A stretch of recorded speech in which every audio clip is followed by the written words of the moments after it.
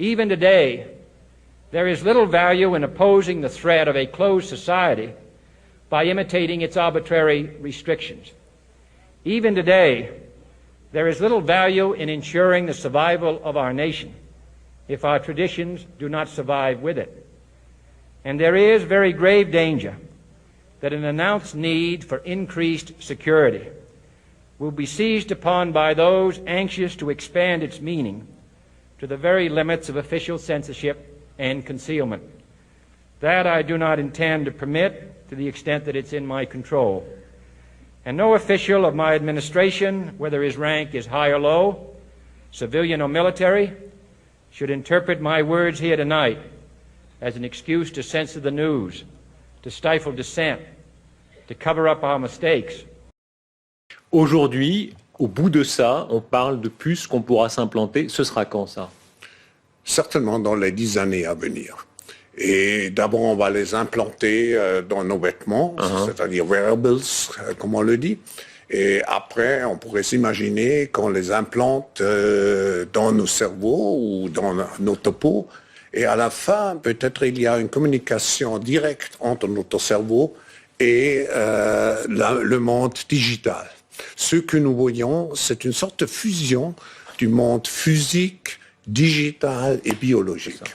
On appelle quelqu'un, on n'a même plus le réflexe de devoir prendre un appareil, ça se fait naturellement. Hein. La technique continue le corps.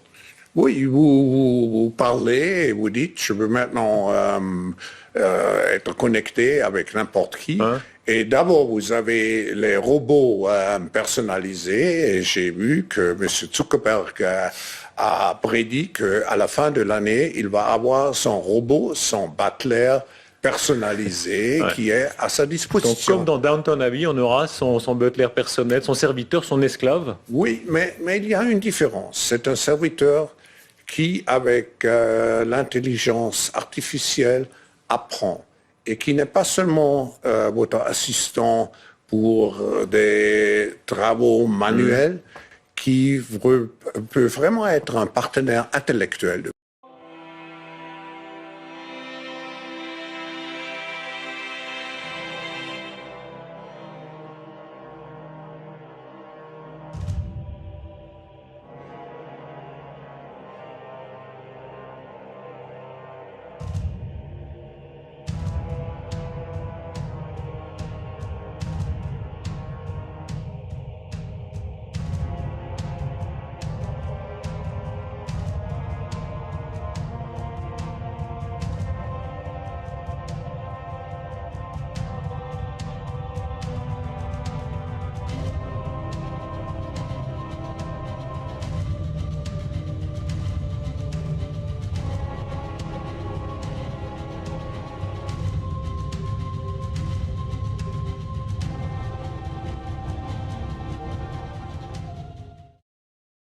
What if everyone on board had their health monitored with this subdermal implant, now in late-stage testing? It's not some dreaded government microchip to track your every move, but a tissue-like gel engineered to continuously test your blood. It's a sensor. This tiny green thing in there? That tiny green thing in there, you put it underneath your skin, and what that tells you is that there are chemical reactions going on inside the body, and that signal means you're going to have symptoms tomorrow. Wow. There's an actual transmitter in that? Yeah, it's like a check engine light. Check this sailor out before he infects other people. That's right. Sailors would get the signal, then self-administer a blood draw and test themselves on site. Look at that. We can have that information in 3 to 5 minutes. Many tyrants and governments wanted to do it, but nobody understood biology well enough. And nobody had enough computing power and data to hack millions of people. Neither the Gestapo nor the KGB could do it. But soon, at least some corporations and governments will be able to systematically hack all the people. We humans should get used to the idea that we are no longer mysterious souls. We are now hackable animals. Data might enable human elites to do something even more radical than just build digital dictatorships.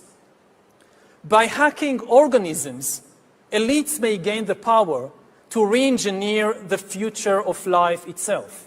Because once you can hack something, you can usually also engineer it. And if indeed we succeed in hacking and engineering life, this will be not just the greatest revolution in the history of humanity. This will be the greatest revolution in biology since the very beginning of life 4 billion years ago. For 4 billion years, nothing fundamental changed in the basic rules of the game of life. All of life, for 4 billion years, dinosaurs, amoebas, tomatoes, humans, all of life was subject to the laws of natural selection and to the laws of organic biochemistry. But this is now about to change. Science is replacing evolution by natural selection with evolution by intelligent design.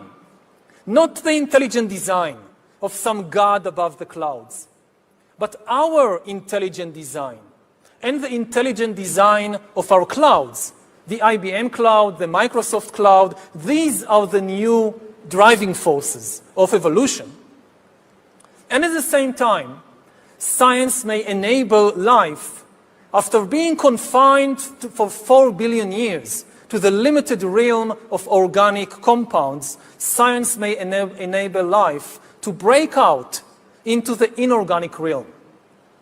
So after 4 billion years of organic life shaped by natural selection, we are entering the era of inorganic life shaped by intelligent design. So does the data about my DNA, my brain, my body, my life, does it belong to me or to some corporation or to the government or perhaps to the human collective? Humans are now hackable animals. You know, the whole idea that humans have, you know, they have this soul or spirit and they have free will and nobody knows what's happening inside me. So whatever I choose, whether in the election or whether in the supermarket, this is my free will, that's over.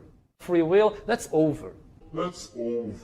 Over. Today, we have the technology to hack human beings on a massive scale. Yeah, I mean, everything is being digitalized. Everything is being monitored. In this time of crisis, you have to follow science. It's often said that you should never allow a good crisis to go to waste. That pushes things in its own interests, even if it doesn't benefit the vast majority of the population. This has happened so many times previously in history, and it's probably going to happen again. One of the biggest dangers to the planet today is this technological utopia, because probably for the elite it will work.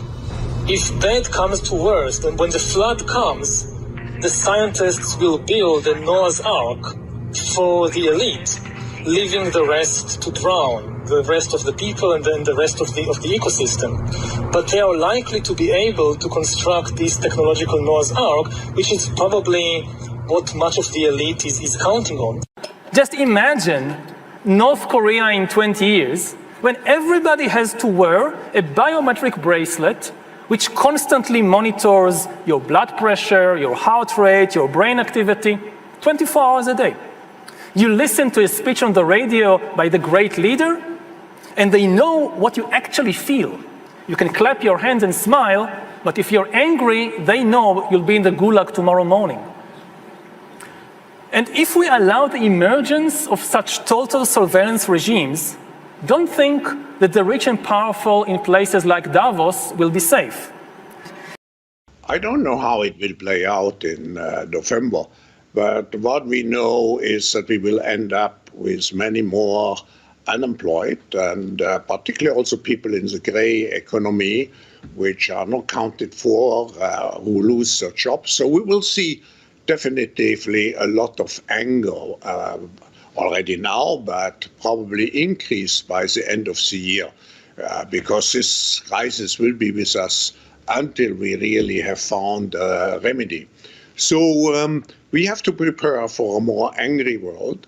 And how to prepare?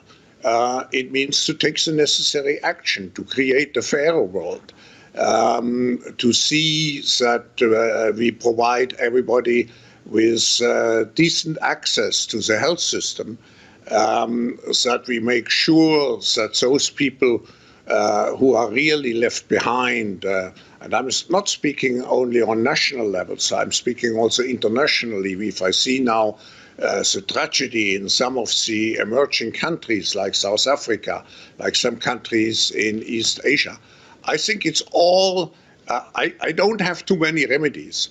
The remedies have to be discussed through dialogue by the stakeholders of our global system, but I just see the need for such a dialogue, and I see the need for action. I see the need for a great reset.